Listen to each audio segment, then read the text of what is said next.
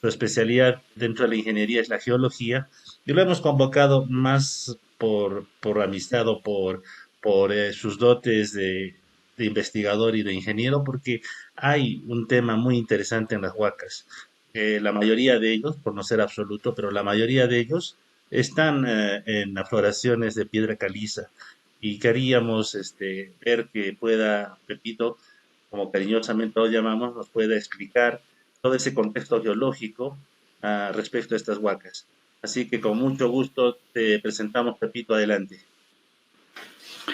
Muy bien, amigos. Buenas noches. El tema a tratar son aspectos geológicos de las huacas. Como dijo Leilis, la gran mayoría de estas huacas están emplazadas en afloraciones de caliza. Nos vamos a ocupar brevemente sobre la génesis de las calizas. Génesis quiere decir cómo se formaron las calizas. Las calizas normalmente se forman en fondos oceánicos poco profundos. También los hay de profundos, pero estos son en menor cantidad. Y también hay calizas de origen lacustre, o sea, de lagos. ¿Cómo se forman las calizas? La caliza en principio es una roca sedimentaria de origen químico, no clástica. Se le dice no clástica porque se ha formado a partir de una precipitación química. A comparación, digamos, a diferencia, perdón, de las rocas sedimentarias de origen clástico, que son por clastos, por sedimentos, como las arenas, las arcillas, ¿no? Gravas, conglomerados, etc. Para que se forme una caliza, necesitamos que el medio acuoso esté sobresaturado de carbonato de calcio. Puede ser que los ríos transporten cantidades de carbonato o sencillamente que sean los restos de animales que contienen carbonato de calcio en sus caparazones. En el mar, por ejemplo, todos los animales bivalvos y otros que contienen carbonato de calcio en su caparazón, en su protección, al morir, todos estos materiales se van al fondo en el mar. Entonces, ¿qué sucede? El agua a cierta profundidad y a presiones adecuadas disuelve estos caparazones y entonces forman una especie de una pasta gelatinosa de carbonato de calcio. Entonces, por la misma presión del agua, se deshidrata este gel. Es irónico, ¿no? O sea, ¿cómo va a deshidratarse estando con tanta agua?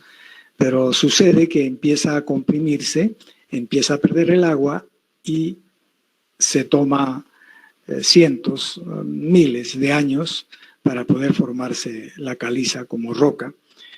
Y dentro de estas tenemos variedades de calizas. Tenemos calizas oolíticas, tenemos calizas fosilíferas, coquinas, tenemos calizas dolomíticas, calizas margosas y calizas puras que contienen casi el 100% de carbonato de calcio, que son de color blanco, y tenemos de color gris claro, gris oscuro. Las dolomitas contienen magnesio, las margas contienen arcillas y son de color amarillento. La dureza de la caliza está alrededor de 3 en la escala de Mohs. Entonces, teniendo esta introducción sobre la formación de las calizas, vamos a entrar nosotros ahora a la formación Yuncaipota. Antes vamos a hablar sobre las unidades geomorfológicas locales. ¿Qué quiere decir unidades geomorfológicas locales? La geomorfología es la forma topográfica que toma el terreno. Estas unidades geomorfológicas se refiere respecto a las huacas que tenemos, ¿no? Están ubicadas ¿dónde? Por ejemplo, la mayoría se encuentran dentro de la unidad geomorfológica que llamaríamos la meseta de Sacsayhuamán. La meseta de Sacsayhuamán es una prolongación de la pampa Piuraymaras, ¿no? Normalmente nosotros imaginamos una meseta debe ser como una mesa de billar completamente plana, no precisamente. Es una zona más o menos plana, ¿no? Entonces, en esta unidad geomorfológica se encuentran emplazadas, por ejemplo, Sacsayhuamán, Tambomachay, Qenco y la gran parte de las huacas que tenemos para mencionar. Luego tendríamos el Valle de Cusco, una unidad geomorfológica. El Valle de Cusco es un valle tectónico que se ha formado por fuerzas tectónicas y se ha formado allí un graben. Este no es un valle fluvial, es un valle tectónico. Luego tenemos el Valle de Sapi, que está a los alrededores cercanos de la zona que nosotros vamos a estudiar. Y luego tendríamos el anticlinal de Puquín, ¿no? Y en la zona de suroeste tendríamos la quebrada que va hacia Pumamarca, Cachimayo, ¿no? Cerca.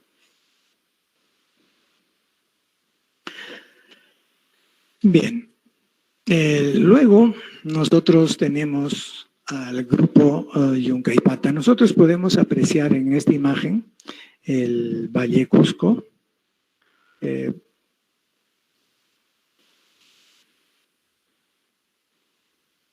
Podemos apreciar el Valle Cusco, apreciamos el Valle Sapi y vamos a ver la zona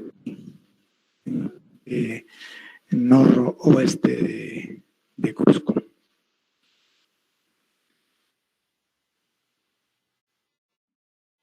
El grupo Yuncaipata. El grupo Yuncaipata anteriormente era conocido solo como Formación Yuncaipata y fue estudiado por el doctor Gregory, que vino junto con Jairam Bingham.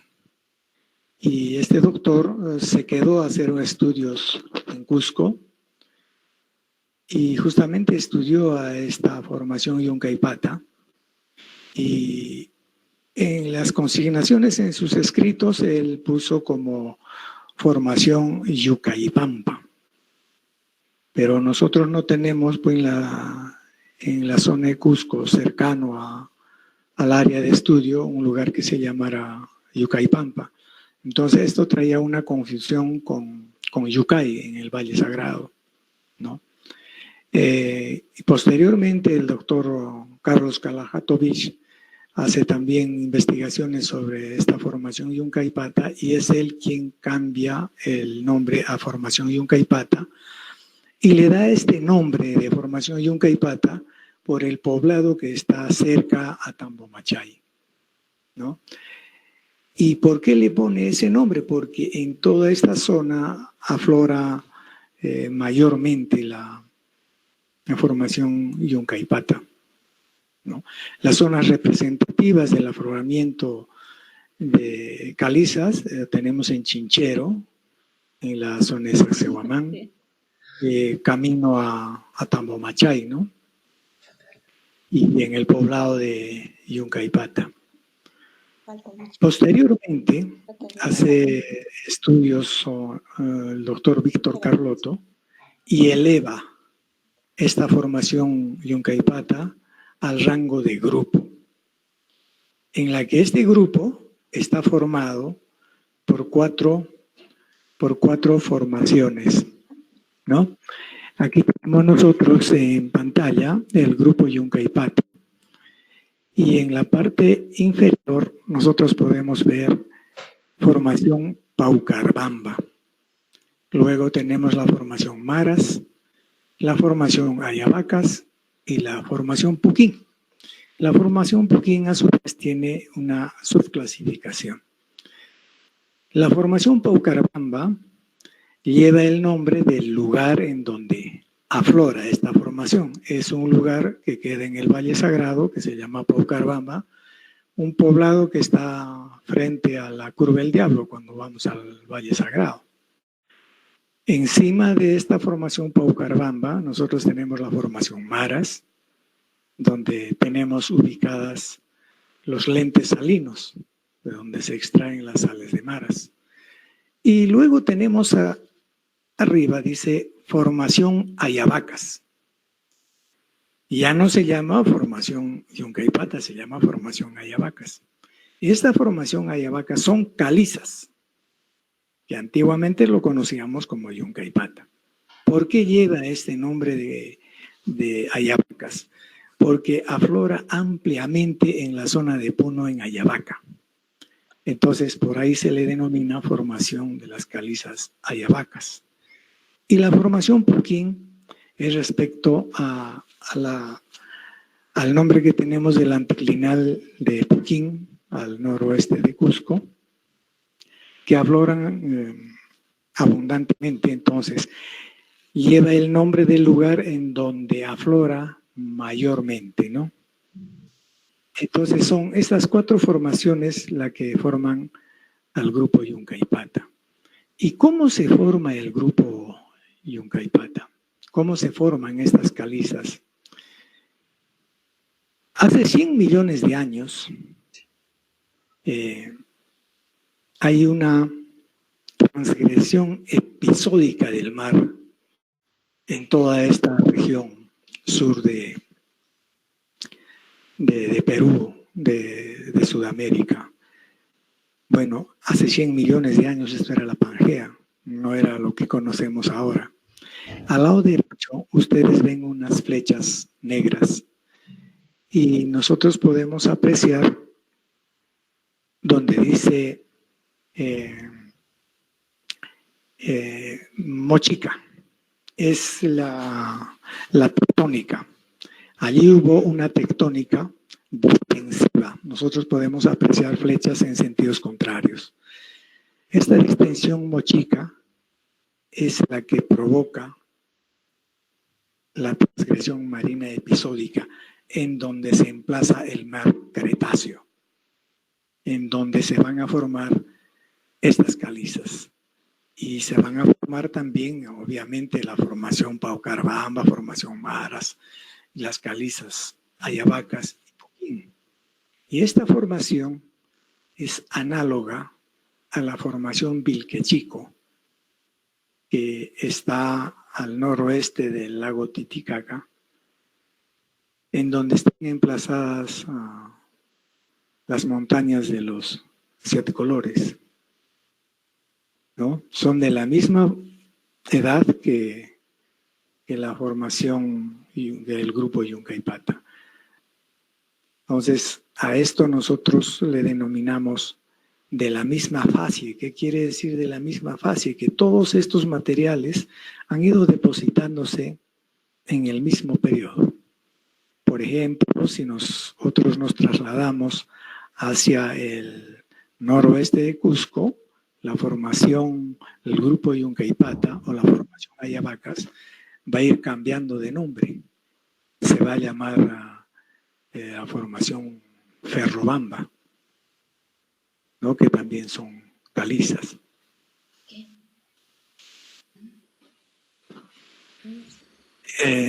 Bueno, después nosotros podemos apreciar en la formación Puquín, tenemos la tectónica peruana, que es compresiva.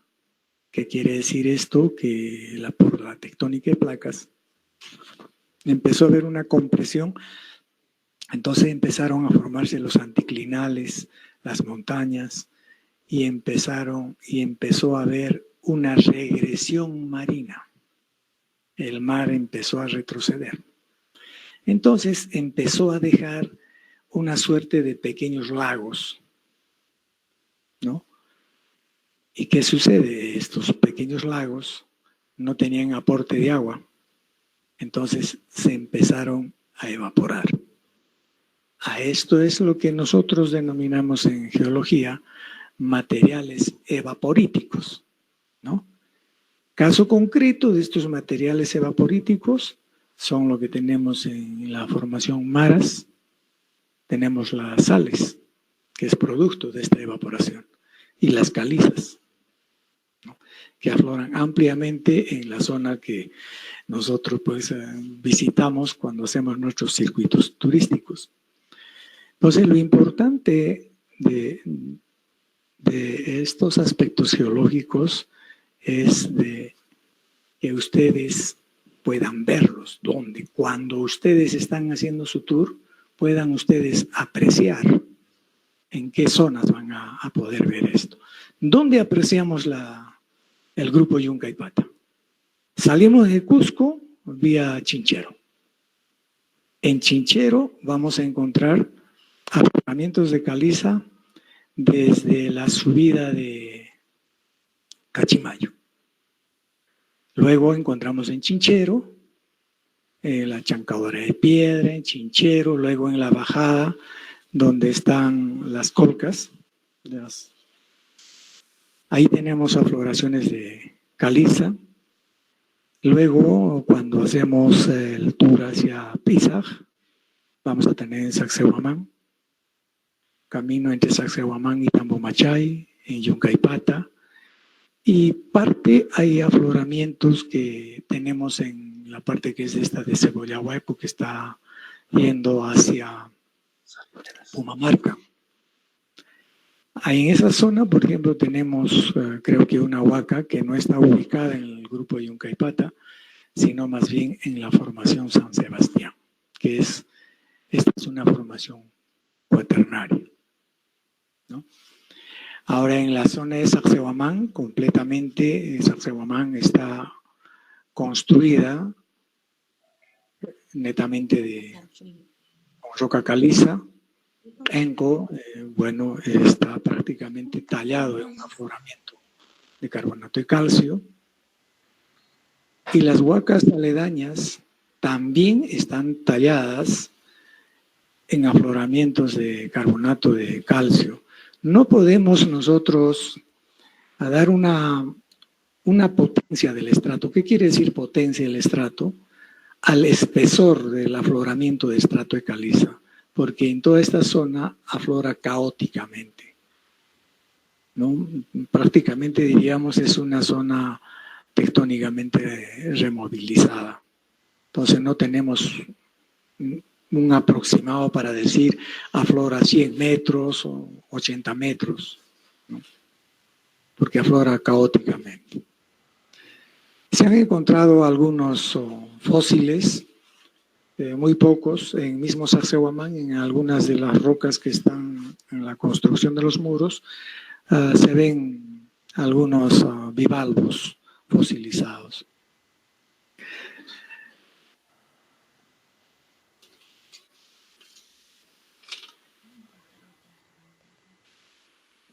Bueno, vamos a hablar sobre la tectónica. Y la tectónica normalmente está relacionada a la sustitución de placas. No son las que van a originar tensiones, y distensiones, compresiones, para que la corteza terrestre empiece a formar anticlinales, sinclinales o fallamientos, ¿no? Está relacionado a eso. Pero en el área de estudio, nosotros tenemos una tectónica que no está relacionada con la tectónica de placas. Según estudios de neotectónica del doctor Justo Cabrera,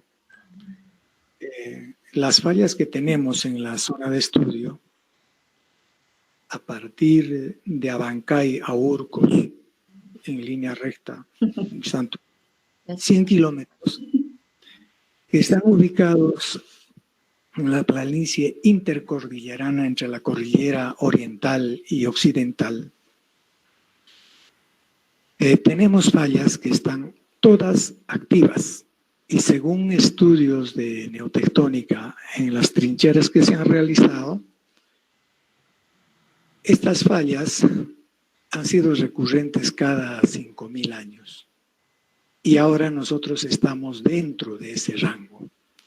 Pero ¿por qué se producen estas fallas en esta zona de estudio? O como he mencionado, desde Abancay hasta Burcos, se producen por la descompensación de las dos cordilleras, de la cordillera oriental y la cordillera occidental. La cordillera oriental, medida desde el manto, tiene una altura aprox de 75 kilómetros y la occidental de 50 kilómetros.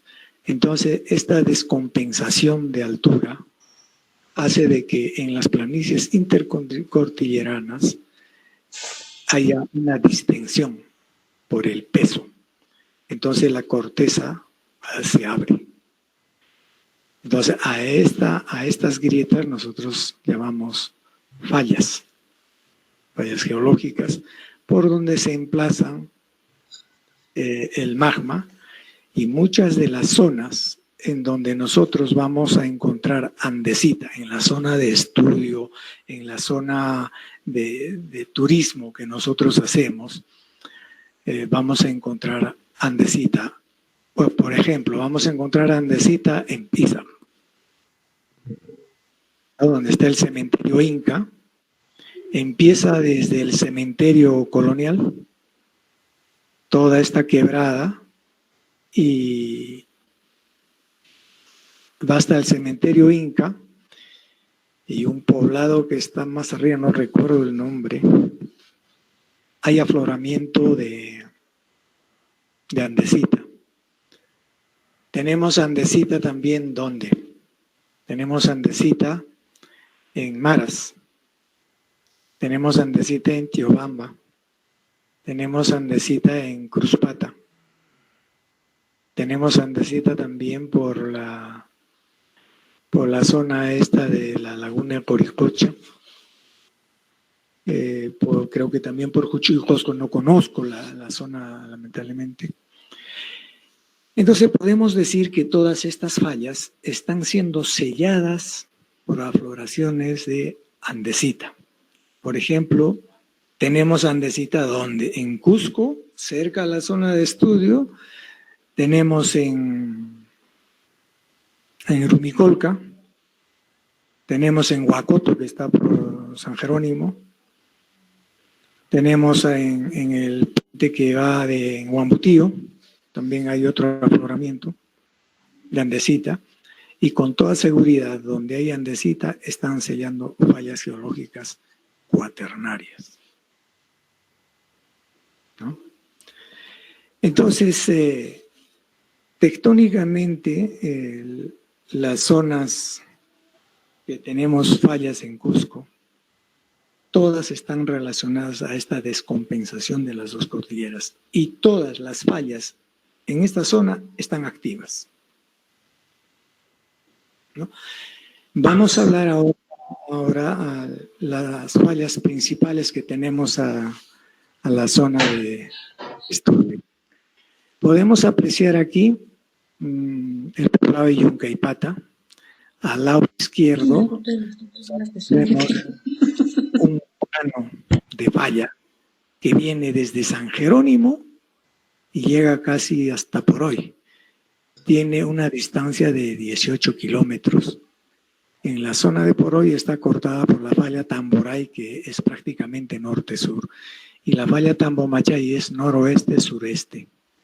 Nosotros podemos apreciar claramente, y lleva el nombre del centro arqueológico Tambomachay, ¿no? Esta es una falla principal que está cercana a las zonas de estudio de las huacas, porque no necesitamos complicarnos la vida hablando de otras fallas alejadas, ¿no? Nosotros queremos ver las fallas que estén cerca a las huacas de incas. Luego tendríamos la falla Sapi.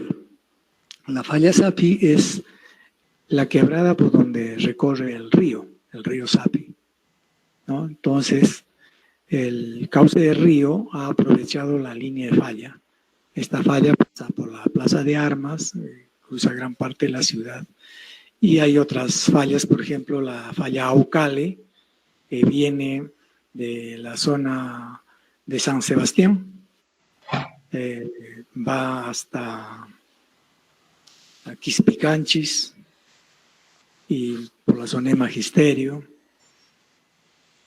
Tenemos la falla por donde está el colegio moderno ahora de La Salle. No recuerdo el nombre de esta. Bueno, las más importantes en la zona de estudio son esta, la falla Tambomachay y la falla Sape.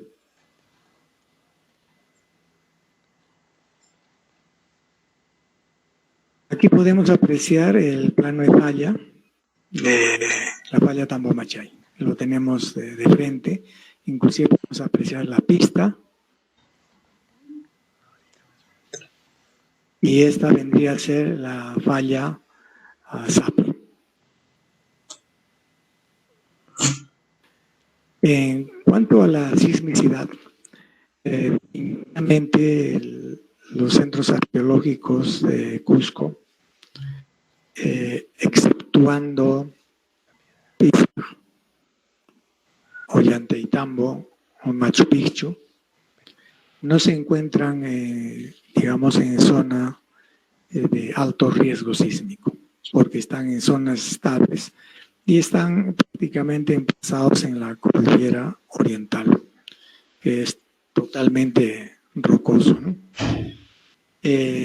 Tenemos a partir, digamos, de Moray, Chinchero, Sacsayhuamán, Penco, Pucapucara, Tambomachay y las huacas que están mencionadas en este estudio están en zona de riesgo sísmico. Si bien es cierto, estos sismos son producidos por fallas poco profundas, geológicamente hablando, pero son violentos, como los ocurridos en 1950, en la que podemos apreciar estas fotografías. No he conseguido fotografías de la falla de 1986 del 5 de abril. Por ejemplo, esta falla de 1950 se produjo por el desplazamiento de la falla Pachatuzán. Y este estudio lo hizo el doctor Gregory, tomó unas fotografías y cuando se hizo comparaciones con fotografías mucho después de 1950, se encontraron pues desplazamiento, escarpas de falla en esta falla Pachatuzán, la que produjo el terremoto en 1950. La de 1986 es por la reactivación de la falla Coricocha-Chinchero, ¿no? Entonces, esto corrobora que nuestras fallas están dentro del rango de los 5.000 años, que es repetitivo. Entonces, estas cosas no podemos determinarlas con precisión. Son cálculos aproximados que se hacen. Sin embargo, nosotros hemos sentido muchos movimientos sísmicos, temblores en Cusco, que es debido a la activación de fallas cercanas. Que, como les digo, todas están activas. Tambomachay está activa, falla Coricocha activa, la falla Chinchero activa. Todas las fallas que tenemos en Cusco están activas.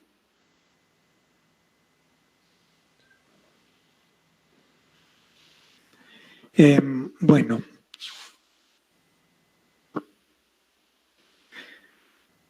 la meteorización de las calizas. No estoy tocando yo la parte esta de deslizamientos, porque no conozco exactamente las zonas, porque habría que ir a ver el riesgo en el que se puedan encontrar, ¿no? En cuanto a movimientos de tierras. En cuanto a Sacsayhuamán, Renco, Pucapucara, Tambomachay se encuentran en zonas estables en cuanto a deslizamientos de terreno. Pero honestamente lo de las huacas, de las que están cercanas de Tejaca, esas zonas están en zonas relativamente estables.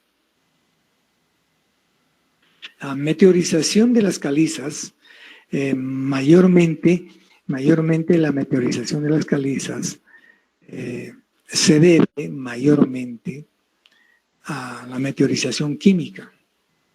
Es susceptible a los ácidos. El ácido carbónico que viene acompañado con las aguas de lluvia son las que se encargan de erosionar la caliza. Podemos ver aquí en las imágenes similares a los que podemos apreciar, por ejemplo, en el afloramiento de caliza de Renco, ¿no? Ahora, esta meteorización química se produce a gran escala también por ríos subterráneos. Ejemplo, las grutas de Carañahui. Las chincanas, normalmente, que nosotros llamamos chincanas, son producto de la meteorización química por el agua. Tenemos meteorización térmica, que es la que es por el sol.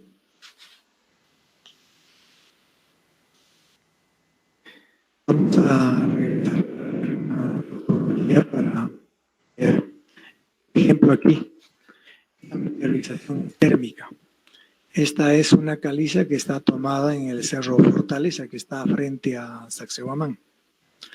¿No? Ustedes pueden ver guijarros desmoronados a partir del afloramiento de caliza. Esto es debido a los cambios de temperatura. Luego tendríamos la meteorización biológica, la realizada por las plantas, como podemos también apreciar aquí. Y también cuando se emplazan encima de las rocas, por ejemplo, los líquenes. Los líquenes son los que van a preparar el terreno para plantas mayores. Entrarán los musgos y posteriormente plantas de mayor tamaño que van a afectar, ¿no? Viven, por ejemplo, los líquenes viven de los componentes de las rocas. Los líquenes cálcicos, que son blanquecinos, se alimentan del calcio que contiene la roca. Los férricos son de color anaranjado y estos se alimentan del hierro que contienen las rocas. Los magnésicos también son blanquecinos y también se alimentan del magnesio que contienen las rocas. Y bueno, tenemos también la meteorización física, que esta va a ser a partir de procesos físicos.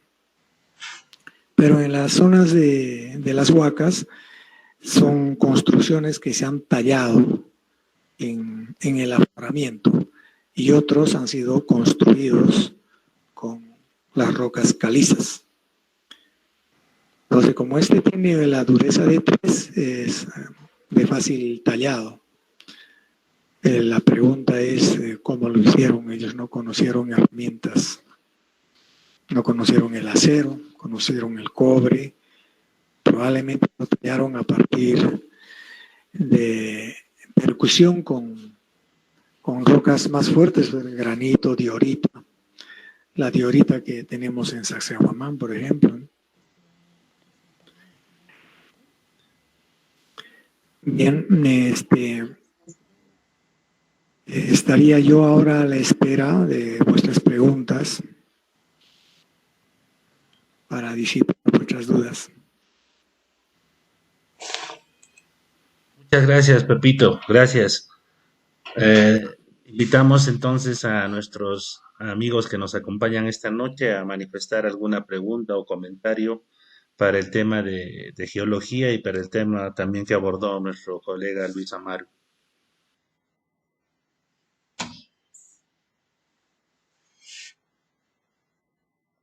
Mientras, ingeniero José, le hago una consulta. El, hace poquito nos percatamos de un detalle gracias a, también a otra colega que está presente, me parece, en el chat, y es en Zapantiana, esta huaca que está ubicada en San Cristóbal, como quien dice, al pie ya del camino de acceso a Sacsayhuamán, al final de la avenida Choquechaca o la calle Choquechaca. Hay una losa, bueno, hay una infraestructura que nuestro exalcalde Daniel Estrada había colocado ahí, encostado en contorno de la Huaca, y ahora pues se está reventando esa construcción de hace 15, 20 años, como que la roca sigue afluyendo. ¿Cómo se podría explicar eso, mi amigo? Eh, Perdón, Leilis, por favor, ¿podrías repetirme? Tenía ruido. Claro que sí, Pepito. Mencionaba una huaca en específico, Zapantiana, en la cual todavía en la gestión de Daniel Estrada, o sea, hace 20 años atrás, habían colocado un parque, una piscina, seguramente te suena familiar, una piscina, un parquecito infantil, y por los contornos de la huaca, pues hay un adoquinado, hay unas losas, ¿no? Como para hacerlo, como un bulevar para caminar. Lo que hemos visto es que todo esto está reventando, como que la piedra, la caliza sigue aflorando. ¿Cómo se explicaría eso, por favor? Bueno, entiendo como que sigue aflorando, como que la caliza estuviera Brotando hacia saliendo afuera, école. hacia afuera. Sí, sí. El- en este caso, no, lo que podría estar sucediendo allí es probablemente un deslizamiento, porque que haya un levantamiento de la montaña, dudo, ahí debe estar habiendo un deslizamiento. Sería importante ir a ver la zona para Perfecto. hacer una apreciación más acertada, pero por lo que me mencionas, lo más probable sería que estuviera habiendo un deslizamiento. Claro, o sea, no es una característica normal que aflore o... Claro que sí. Preguntaba si tienes algún dato geológico sobre algún movimiento sísmico que se ha desarrollado en la época inca o anterior, Valle del Cusco. En la época de los incas, Exacto, en precolombina, ¿no? La época precolombina. miren, lamentablemente nosotros no tenemos datos históricos anotados, digamos, de época inca. Tenemos a partir de la colonia, ¿no? Narraciones, pero de la época inca no conocemos.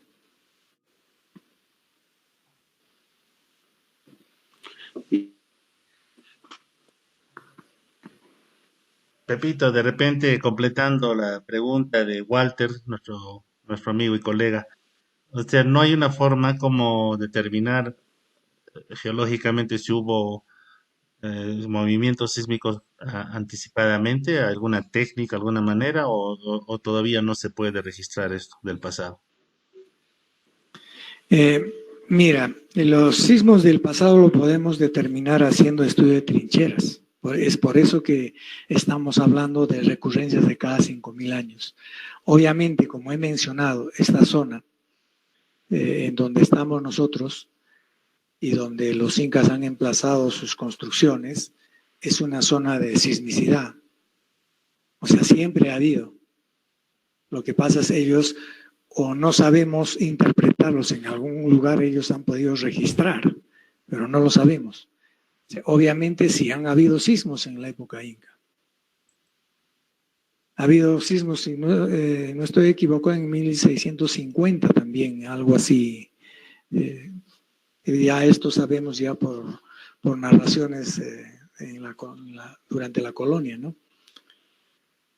Ahora, para determinar los sismos son son cíclicos, no son periódicos, igual que a la erupción de los volcanes. Nosotros podemos decir es periódico, por ejemplo, sabemos que va a llover todos los años de diciembre a abril, ¿no? Pero cuando son cíclicos, no sabemos cuándo puede pasar.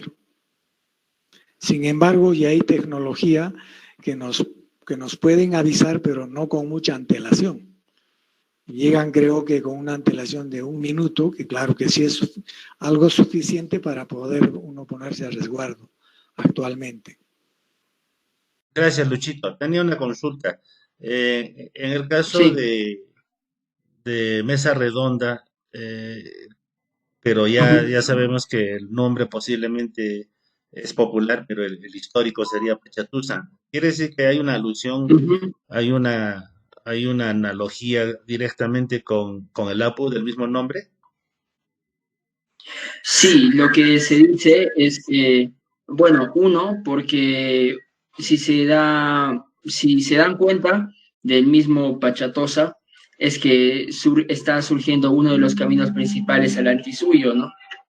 El que justamente está pasando por el Lapu Pachatuzán, este camino que iba en línea recta por, claro, la zona desde el Coricancha, ¿no? Coricancha, Lucrepata, el sitio de Tetecaca, pasando por San Sebastián, San Jerónimo, luego subiendo a la Abra de Huacoto, la peregrinación, ¿no? Al Señor de Coyoriti, que posteriormente va a desembocar hasta Paucartambo, que es Los Antis, ¿no? Entonces, justamente por ir en esta dirección hacia la Pachatosa, es que este adoratorio, el actual mesa redonda, según el sistema de Seques, era una mesa en la cual se ponían las distintas ofrendas para que, literalmente dice, para que al ser consumidas el Apu pudiese comérselas, ¿no? Eso es lo que dice sobre esta estructura de piedra en forma de mesa. Ahora, hay que ver que también del otro lado del río justamente está este afloramiento rocoso, ¿no? Que es inmenso, que no, creo que Brian Bauer no lo dice, lo dice más, creo, Gary Burton, sí. Pero esta huaca correspondería a la huaca de Micho Samaro, que en realidad sería uno de los hermanos Ayar convertido en piedra, ¿no? Sabemos de que hay muchas versiones del mito de los Ayar, y entre una de estas, al llegar uno de los hermanos Ayar, al haber no pecado, pero al haber indispuesto a una de las de las esposas de los Ayar, esta se había enfurecido y lo había convertido en piedra, ¿no? Entonces, desde ese entonces, según esta versión de los Ayar, este hermano Ayar se encuentra ahí convertido en piedra, protegiendo al Cusco de las heladas, ¿no? Del granizo, convirtiéndose así en un tótem, en un apu al cual se recurre cuando se solicita ayuda en estos casos, ¿no? Sobre todo de granizo y lluvias que pueden amenazar a las cosechas. Esto, como le digo, lo pueden encontrar en la misma relación del sistema de seques. Hay muchas huacas que tienen su propia historia, su propia leyenda. Entonces, sería interesante que, por curiosidad, ¿no? Los que quieran puedan ahí revisarlo. Pero como les dije antes, Pachatosa, o en todo caso Mesa Redonda, está dividido básicamente en dos espacios que están siendo cortados por este río, ¿no? El Quencomayo, me parece, que es el que está bajando por toda esta quebrada. No sé si ustedes van a ir, pero creo que ahí en la parte superior también de la Huaca Pachatosa hay unas cuevas, ¿no?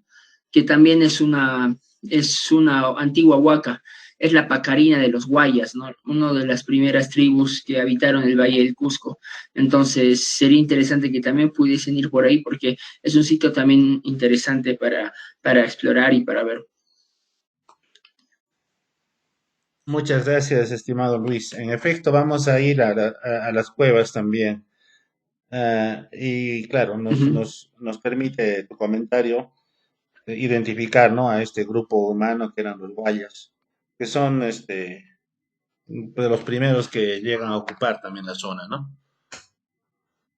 Claro, si recordemos que el Valle del Cusco antes de la llegada de los incas era también, estaba ya ampliamente poblado por distintos grupos étnicos que me parece que también tenían una organización cerrada como el sistema de seques. Es decir, que los incas quizás aprovechan esta organización que ya tenían estas tribus antiguas y no imagino que se posesionan de ella y la mejoran, ¿no? Y es lo que actualmente conocemos como el sistema de seques. Pero estos patrones de organización radial, es decir, circular con un punto al centro, no solo son de los incas, es más, en los wari sobre todo se encuentran estos tipos de organización. Magnífico, Luchito, muchas gracias. Invitamos a ver si alguien más tiene alguna pregunta y si no, vamos a proceder a cerrar la jornada de esta primera fecha. Así que adelante, si alguien tiene alguna consulta o pregunta, por favor. Sí, buenas noches. Le saluda Ángela del barrio de San Cristóbal. Qué Muchas gusto. gracias por los ponentes. Ha estado bastante interesante. Tengo una consulta. En otros países existen, o en otras culturas a nivel mundial, existen también este tipo de, ¿cómo les puedo decir?, de tipo huaca o alguna referencia que sea similar a la de los incas y pre-incas. ¿Hay algún estudio de que alguna otra cultura haya usado también este tipo de seques, tal vez con otro fin, pero usando este tipo de afloraciones rocosas? Gracias, esa es mi consulta. Eh, bueno, de mi lado, la referencia más grande que puedo tener es de las culturas nórdicas, ¿no? Es decir, del norte de Europa, los que nosotros podemos denominar vikingos.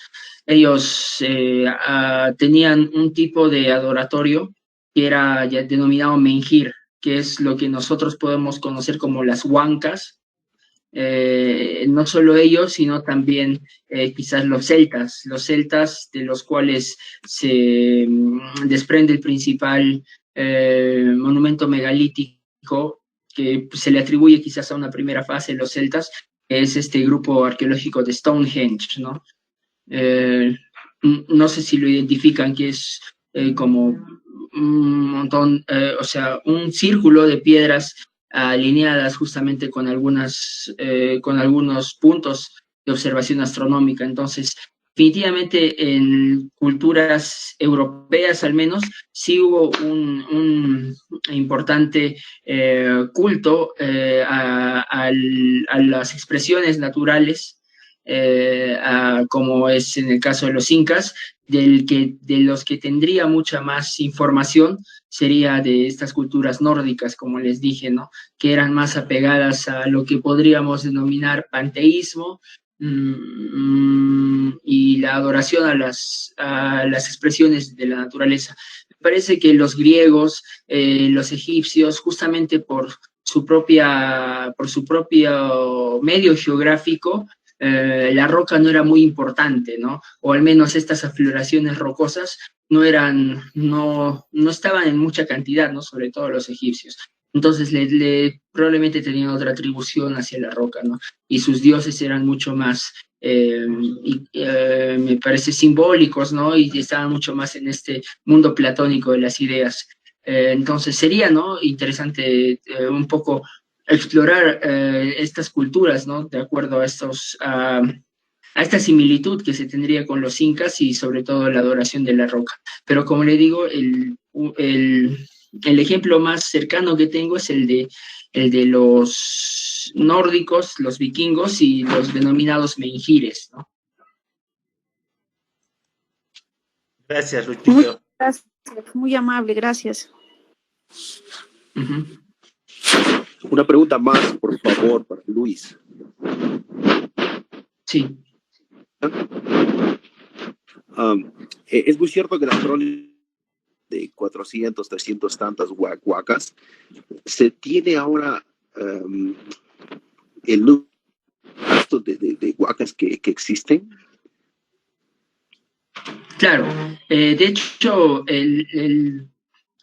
Bernabé Cobo le copia esta relación de seques, perdón, de huacas y de seques, a Polo de Ondegardo. Polo de Ondegardo, como sabemos, su obra fue dividida en dos, pero la única que conocemos es solo la primera parte.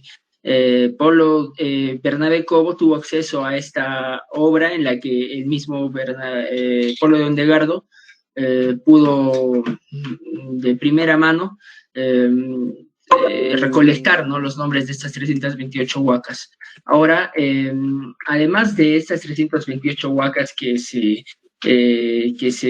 recolecta Cobo, hay una relación extra de unas 20 huacas más, que en algunos casos sí se repite, pero en otros casos hay como unas 10 huacas extra, podríamos decirlo así, todas aquellas del Chinchaysuyo. Me imagino que estas huacas han sido adicionadas posteriormente justamente por el crecimiento del imperio inca, ¿no?